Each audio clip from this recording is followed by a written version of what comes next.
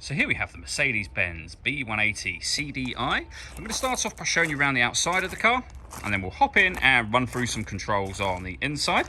From the outside though, you can see it's a 5-door car with alloy wheels. We're going to start off inside the boot and then work our way around the rest of the car from there.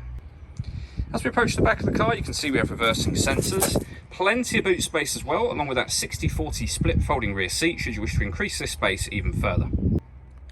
Okay, so we're just going to work our way back round to the front of the car, and then we'll hop in and run through some controls on the inside. But now that we've done a full circle of it, you can see it's in excellent condition the whole way round. Just briefly before we climb in, I think it's well worth seeing the interior from this exterior point of view. There's plenty to run through on the dashboard, so let's hop in and we'll do that now. Okay, now that we're inside the car, we're going to start with the dials. On the right hand side, we have the rev counter and coolant temperature gauge, and on the left hand side, the speedometer and fuel gauge. In the middle, you can see the total miles for the car. They are 56,765. Beneath that, it will show you what gear this car is currently in. It's an automatic. We're in park at the moment. You can also change that information in the center by using buttons on the steering wheel. You can, for example, have a digital readout for the speedometer, as you can see. If we back out to the steering wheel, the buttons I was using to do that are just here. We have stereo and phone controls over on the right hand side. Just behind the steering wheel, the minus and plus paddles will let you change up and down a gear manually with this automatic gearbox.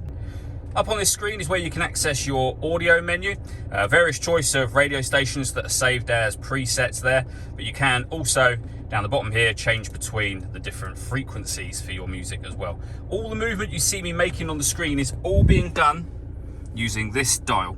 You can use the buttons on here, so for example you can access your radio, CD player, your telephone, or as I say, the dial will do everything. So you can highlight telephone and enter that menu, for example.